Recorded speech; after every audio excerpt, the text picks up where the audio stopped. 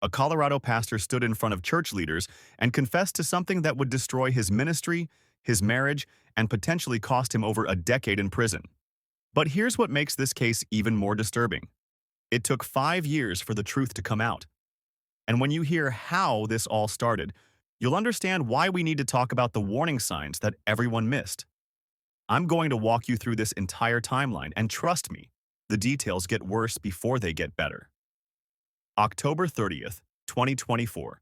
Matthew McGinley, a 30-year-old worship and marketing pastor at Ascent Project Church in Fort Collins, Colorado, was arrested and charged with CSA in a position of trust, a Class 3 felony.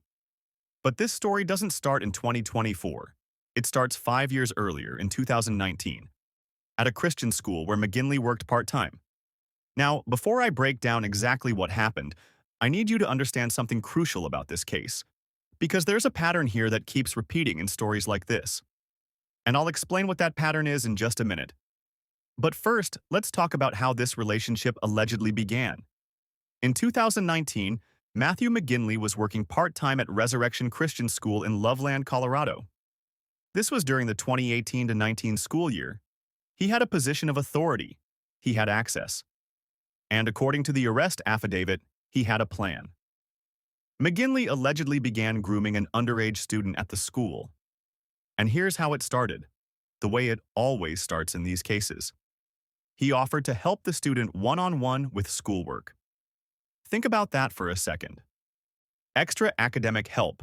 Sounds innocent, right? That's the point. That's how grooming works. It starts with something that seems helpful, caring, even admirable. From there, it escalated. The one-on-one sessions led to texting. The texting led to the student attending Ascent Project Church events. And slowly, carefully, McGinley allegedly built trust while crossing every single boundary that should have protected this minor. Now here's where things take an even darker turn, and I need to tell you about what happened next because the timeline is crucial. According to the arrest affidavit obtained by the Coloradoan, McGinley and the student kissed in late 2019. Then, in 2020, their relationship progressed to sensual contact. Let me be crystal clear. This was not a relationship. This was abuse. When someone in a position of power and trust targets a minor, that is predatory behavior. Full stop. The relationship finally ended in spring 2021, when the victim stopped communicating with McGinley. Oh, and by the way, McGinley was married during this entire time. He's still married. So for 2 years, this man lived a double life, teaching, leading worship, building a career in ministry, all while allegedly abusing a minor who trusted him. But what happened after the relationship ended? That's where this story gets even more complicated because it would be 3 more years before anyone reported this to authorities. Fast forward to 2024. Earlier this year, McGinley allegedly told a leader at Ascent Project Church about the inappropriate relationship. Think about that timing. 5 years after it started. 3 years after it ended. He finally told someone.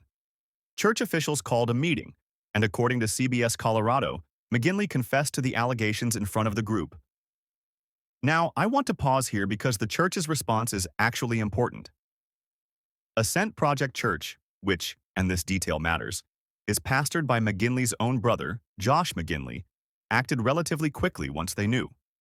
They fired Matthew McGinley immediately. Then they took him to the police station so he could turn himself in.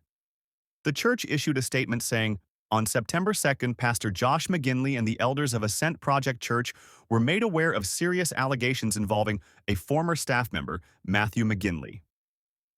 These allegations were unknown to church leadership prior to that date. Upon his confession, he was accompanied to the police station, where he turned himself in and his employment was terminated the same day. We are deeply grieved by these events and remain committed to the care and well-being of everyone in our church. But here's what we need to talk about. Why did it take 5 years? What made McGinley finally confess? And what about the victim? How are they processing all of this? Investigators obtained a 2024 email from McGinley to the victim's mother. And the language in this email is telling. McGinley wrote that he felt like he was going through a quarter-life crisis. He apologized for breaking the trust that was placed in him? A quarter-life crisis. Let's sit with that for a moment. This wasn't a crisis. This was a calculated series of decisions to abuse a minor. But the language he uses, it minimizes. It deflects. It reframes predatory behavior as a personal struggle. This is a pattern we see repeatedly in these cases. The perpetrator frames it as a mistake, a lapse in judgment, a moment of weakness. But grooming doesn't happen in a moment. It happens over months, deliberately and methodically. And now, the community has to reckon with the damage. Resurrection Christian School found out about the allegations on September 3rd, 2024. The very next day, they sent an email to every family with students currently enrolled and every graduating class since 2019. The school stated they had no knowledge of these allegations and no record of concerns involving Mr. McGinley during his time there. He voluntarily left after 1 year and maintained informal connections with the community afterward, including serving on the worship team. Moving forward, he will no longer be involved with the school in any capacity. Superintendent Wade Williams confirmed that after learning of the allegations, the school immediately contacted law enforcement and has been cooperating with the investigation. So far, no additional students have come forward. But here's the question that haunts cases like this. Were there other victims? Were there warning signs that were missed or ignored? We may never know the full answer to that question. Matthew McGinley's next court appearance is November 24th in Larimer County. He's been charged with CSA while in a position of trust, a Class 3 felony in Colorado. If convicted, he faces 4 to 12 years in prison and a fine ranging from $3,000 to $750,000. But let's be real. No prison sentence can undo the harm that was done. The victim will carry this trauma for the rest of their life. The family has been shattered. The community's trust has been broken. And this isn't an isolated incident. Every few months, we hear another story like this. A pastor, a teacher, a youth leader, someone in a position of trust who abused that trust in the most horrific way possible. So what do we do about it? Here's what we need to understand. Institutions, churches, schools, organizations must have systems in place to protect young ones. Background checks aren't enough. Training isn't enough. We need mandatory reporting. We need accountability structures. We need to believe victims when they come forward. And we need to stop protecting reputations over protecting children. I've said this before, and I'll keep saying it. When institutions prioritize their image over the safety of vulnerable people, they become complicit in the abuse. Now, in this case, it appears the church acted appropriately once they learned about the allegations.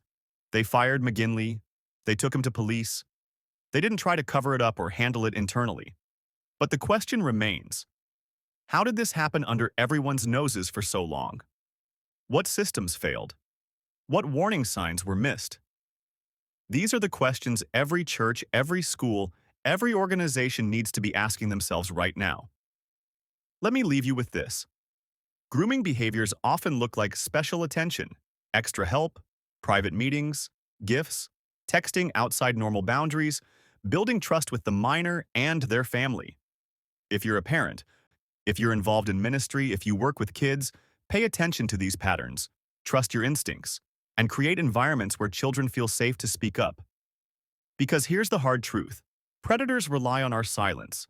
They rely on our hesitation to believe victims. They rely on our desire to protect institutions. And that has to stop. If you found this breakdown helpful, hit that like button and subscribe, because we need to keep having these difficult conversations. Share this video. Let's keep the pressure on institutions to do better. Drop a comment below. What safeguards do you think churches and schools need to implement? I want to hear your thoughts. Until next time, stay informed, stay vigilant, and hold those in power accountable.